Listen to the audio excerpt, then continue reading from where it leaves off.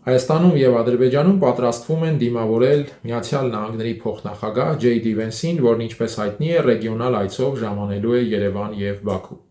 Մինչ Դի Վենսը կժամանի ռեգիոն, Միացյալ Նահանգների նախագահ Դոնալդ Թրամփը հերթական անգամ իր ելույթում հիշել է հաստատած հայտնի այդ 8 խաղաղությունները և այդ թվում բնականաբար Հայաստանի և Ադրբեջանի միջև խաղաղությունը, ասելով, որ Նիկոլ Փաշինյանն ու Իլհամ Ալիևը գիտեին միայն կռվել, իսկ ինքը եկավ և նրանց հաշտեցրեց, հաստատեց այսպես ասած խաղաղություն։ Թրամփը նաև հերթական անգամ պատմել է, որ Պուտինն է նույնիսկ զարմացել դրանից, ասել, որ ինքը 10 տարի փորձում էր լուծել հարցը, չէր կարողանում, իսկ Թրամփը եկավ և դա նրա մոտ ստացվեց միանգամից։ ԱՄՆ նախագահը բնականաբար այս ամենը պատմում է ամերիկացի ընտրողներին, նրանց վրա տպավորություն թողնելու համար, ինչը շատ կարևոր է Թրամփի համար 2026 թվականին սպասվող կոնգրեսի միջանկյալ ընտրության տեսանկյունից։ Թրամփը բնականաբար ձգտում է պահպանել մեծամասնությունը Ներկայացուցիչների պալատում և Սենատում, ըստ այդմ փորձում ամեն կերպ տպավորություն գործել ամերիկացի ընտրողի վրա, թեև ամերիկացի ընտրողների մեծամասնությունը, ճնշող մեծամասնությունը հազիվ թե տեղյակ են անգամ, թե որտեղ են գտնվում Հայաստանն ու Ադրբեջանը։ Սակայն այս ամենը պետք է բնականաբար հետաքրքրի հատկապես Հայաստանի ընտրողներին։ Նկատի ունենալով այն, որ Թրամփի անունից ծավալվող այս այսպես կոչված խաղաղության գործընթացը կարևորագույն տեղ է ունենալու նաև Հայաստանի խորհրդարանի ընտրության պրոցեսում, որը մտնում է իր եզրափակիչ փուլ, և առավել ևս, որ Թրամփի անունով ծավալվող այս գործընթացը առանցքային կենտրոնական թեմա է իշխանության քարոզչական ռազմավարության շրջանակում։ Ըստ այդմ շատ կարևոր է հասկանալ ինչ է տեղի ունեցել և ինչ է տեղի ունենում Հայաստանի շուրջ այս գործընթացի անվան ներքո։ Իսկ այդ տեսանկյունից իրականությունը թերևս այն է, որ գործընթացը ծավալվել է ոչ թե Թրամփի ձեռքի մեկ շարժումով կամ մարմնի որևէ այլ մասի շարժումով, այլ բավական տևական ժամանակահատվածում, որը սկսել է դեռևս նախորդ ադմինիստրացիայի պաշտոնավարման շրջանում։ Ավելի կոնկրետ, այս պրոցեսը դինամիկ ռեժիմում հայտնվել է 2023 թվականի վերջից։ Այն բանից հետո, երբ 2023 թվականի սեպտեմբերին էթնիկ զտման և ամբողջական հայաթափման ենթարկվեց Արցախը, կամ այսպես ասած մեջտեղից դուրս բերեցին Արցախի հարցը։ Սեղանին մնաց Հայաստանի հարցը։ Եվ դրանից հետո մենք տեսել ենք ավելի քան 2 տարի, որ այդ հարցը ունեցել է որոշակի կոնկրետ հանգրվաններ տարբեր համաձայնությունների տեսքով, և դրանք նախորդել են օգոստոսի 8-ի այդ հայտնի եռակողմ համաձայնությանը։ Այսինքն մենք չենք ունեցել պատկեր, երբ եղել է ինչ-որ անարդյունավետ պրոցես և հանկարծ որևէ արդյունքի արձանագրվել օգոստոսի 8-ին։ Մի փոքր ժամանակագրությամբ հիշենք, թե ինչ էր կատարվում այդ ընթացքում։ 2023 թվականի դեկտեմբերին եղավ հայտնի հայտարարությունը Հայաստանի վարչապետի և Ադրբեջանի նախագահի աշխատակազմերի միջև, որը մշակվել էր Միացյալ Նահանգների դեմոկրատական ադմինիստրացիայի գործուն մասնակցությամբ։ Այդ հայտարարությամբ Հայաստանը իր հավանությունն էր տալիս 2024-ի դեկտեմբերին Ադրբեջանում COP29-ի այդ գագաթնաժողովի անցկացման հարցում, գերիների փոխանակում տեղի ունեցավ և մի քանի այլ արձանագրումներ։ 2024 թվականի փետրվարին Մյունխենում տեղի ունեցավ ամենամյա անվտանգային հայտնի գագաթնաժողովը, որի շրջանակում Միացյալ Նահանգների պետքարտուղար Բլինքենը առանձին հանդիպումներ ունեցավ Նիկոլ Փաշինյանի և Իլհամ Ալիևի հետ։ Իսկ հետո Միացյալ Նահանգների ադմինիստրացիայի գրպանում գտնվող Գերմանիայի կառավարության ղեկավար Շոլցը, ընդ որում այս ձևակերպումը, որ Շոլցի կառավարությունը Նահանգների դեմոկրատական ադմինիստրացիայի գրպանում էր, տալիս էին նաև գերմանացի մասնագետները։ Եվ ահա Շոլցի նախաձեռնությամբ էլ, Շոլցի գլխավորությամբ էլ նույն համաժողովի շրջանակում տեղի ունեցավ եռակողմ հանդիպում Շոլց-Փաշինյան-Ալիև։ Դրա ընթացքում ձեռք բերվեց համաձայնություն, որ Բեռլինում կայանալու է արտգործնախարարների ձևաչափով հանդիպում։ Միրզոյանն ու Բայրամովը Գերմանիայի արտաքին գործերի նախարար Բերբոքի գլխավորությամբ Բեռլինում բանակցում էին գրեթե 2 օր։ Դրանից հետո ակտիվ դերակատարում ստանձնեց Ղազախստանը։ Ղազախստանի նախագահ Տոկաևը այցելեց Ադրբեջան, հետո Ղազախստանի արտաքին գործերի նախարարը եղավ Հայաստանում, իսկ դրանից հետո Հայաստան այցելեց նույն Տոկաևը։ Արդյունքում ձեռք բերվեց պայմանավորվածություն եւ մայիսին Աստանայում տեղի ունեցավ արտաքին գործերի նախարարների դարձյալ երկօրյա հանդիպում։ Եվ օրեր անց եղավ հայտնի հայտարարությունը Կիրանցի շուրջ համաձայնությունների վերաբերյալ, նաև ընդհանրապես սահմանազատման եւ սահմանագծման process-ի վերաբերյալ։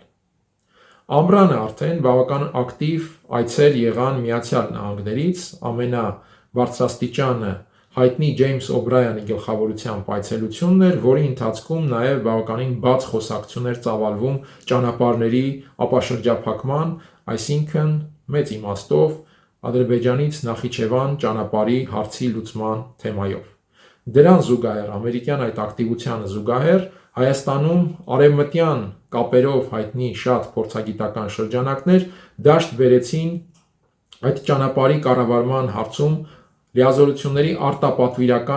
արտապատվիրակման մոդելի վերաբերյալ խոսակցությունը։ Այդ խոսակցությունը բավականին ակտիվ ծավալվեց, ընդհուպ մինչև այն, որ հարցը հասավ նաև Ադրբեջան եւ Իլհամ Ալիևը հայտարարեց, որ Ադրբեջանը բացարձակապես չի պատրաստվում իր ճանապարհի որևէ արտապատվիրակում որևէ այլ կողմի, իսկ Հայաստանը ինչ կանի, դա արդեն Երևանի գործն է։ Մենք ի վերջո տեսանք, որ Հայաստանը արեց այդ արտապատվիրակումը։ 2024 թվականի օգոստոսի 30-ին հայտնի դարձավ, որ ստորագրվեց նաև սահմանազատման եւ սահմանագծման հանձնաժողովների այդ աշխատանքային հայտնի կանոնադրությունը։ Դրանից հետո Հայաստանում տեղի ունեցավ կանոնադրության լիարժեք ներպետական վավերացման գործընթաց, որը ավարտվեց հոկտեմբերին։ Հոկտեմբերին եղան Բայդենի հայտնի նամակները Իլհամ Ալիևին եւ Նիկոլ Փաշինյանին, որը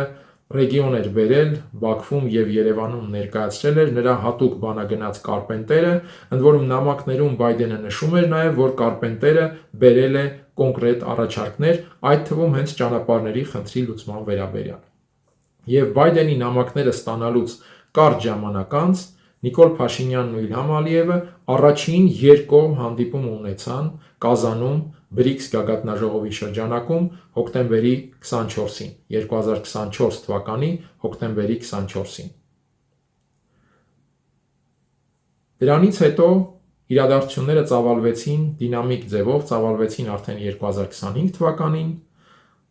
երբ Նիկոլ Փաշինյանն ու Իլհամ Ալիևը հաջորդաբար եղան Թուրքիայում, դրանից հետո հանդիպում Աբու Դաբիում, մինչ այդ 2025 թվականի գարնանը հայտնի դարձավ, որ Երևանն ու Բաքուն համաձայնեցրել են խաղաղության պայմանագիր ասվածի տեքստը, դրանից առաջ Երևանն ու Բաքուն համաձայնեցրին սահմանազատման եւ սահմանագծման հանձնաժողովների աշխատանքային հաջորդականությունը, այսինքն սահմանազատումը սկսում են հյուսիսից եւ ավարտում հարավում, թեպետ այդ ամենից հետո առ այսօր սահմանազատման եւ սահմանագծման գործընթաց մեկնարկած չէ։ Եվ ի վերջո հուլիսի 10-ին հանդիպում Աբու Դաբիում, որից մոտ 1 ամիս անց օգոստոսի 8-ին այդ Վաշինգտոնյան հայտնի ակտը։ Այս ամենը ներկայացնում եմ ցույց տալու համար, որ իրականում տպավորություն ստեղծելով, թե այս ամենը լուծվել է Թրամփի ինչ-որ մոգական ազդեցությամբ, մենք ավելի շուտ հեռանում ենք իրականության պատկերից, քան մոտենում դրան եւ հասկանում, թե ինչ է կատարվել ու կատարվում։ Եվ այս տեսանկյունից ակնառու է, որ 2025 թվականի օգոստոսի 8-ի process-ը խմորվել է շատ վաղուց, իսկ Թրամփը պարզապես դարձել է այդ process-ի կնիկ եւ իհարկե նաեւ բաժնետեր։ Այս տեսանկյունից Թրամփի ադմինիստրացիան, այսպես ասած, առարկայական իմաստով թեմայի մեջ մտնելու է թերևս հենց փոխնախագահ Վենսի ռեգիոն այցի ընթացքում եւ դրա միջոցով։ Մեծ հաշվով կարող ենք բնորոշել, որ Վենսը ռեգիոն է այցելում ռևիզիայի համար, հասկանալու համար, թե ինչպիսին է պատկերը հենց գետնի վրա, ինչի հետ գործ ունի Թրամփի ադմինիստրացիան հենց գետնի վրա։ Եվ այս առումով է նաև էական, ինչի մասին ես անդրադարձա օրվա թեմայի նախորդ թողարկումներում, որ Վենսի այցից առաջ Նիկոլ Փաշինյանն ու Իլհամ Ալիևը դարձյալ հանդիպում են անցկացնում Աբու Դաբիում, այսինքն այն քաղաքում, որտեղ 2025 թվականին մեծ հաշվով ամբողջացրել էին այդ ամբողջ process-ը, որ ես նկարագրեցի իրենց հնգժամյա հանդիպումով։ Եվ դարձյալ, կրկնեմ, Վենսի այցից առաջ հանդիպում Աբու Դաբիում եւ քննարկում ոչ միայն առանձին, այլ նաև պատվիրակությունների շրջանակում, ինչը նշանակում է, որ քննարկվել են առարկայական էական հարցեր։ Իհարկե, Վենսի այցի համատեքստում շատ կարևոր է թերևս դիտարկել ոչ միայն այս process-ը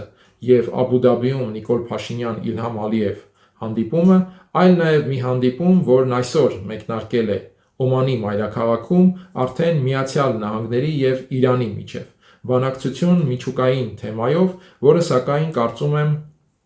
իր մեջ պարունակելու է հարցերի շատ ավելի լայն շրջանակ եւ դե ֆակտո դերակատարների ավելի լայն շրջանակ, առնվազն ներառելով Մոսկվան եւ Պեկինը։ Հիշեցնեմ, որ Օմանի մայրաքաղաքում մեկնարկելիք բանակցությունից առաջ կամ գուցե հենց բանակցային process-ից առաջ տեղի էին ունեցել հաղորդակցության հետաքրքիր դրսևորումներ։ Պուտին Սի Ցզինպին տեսակապ եւ նույն օրը Թրամփ Սի Ցզինպին հեռախոսազրույց։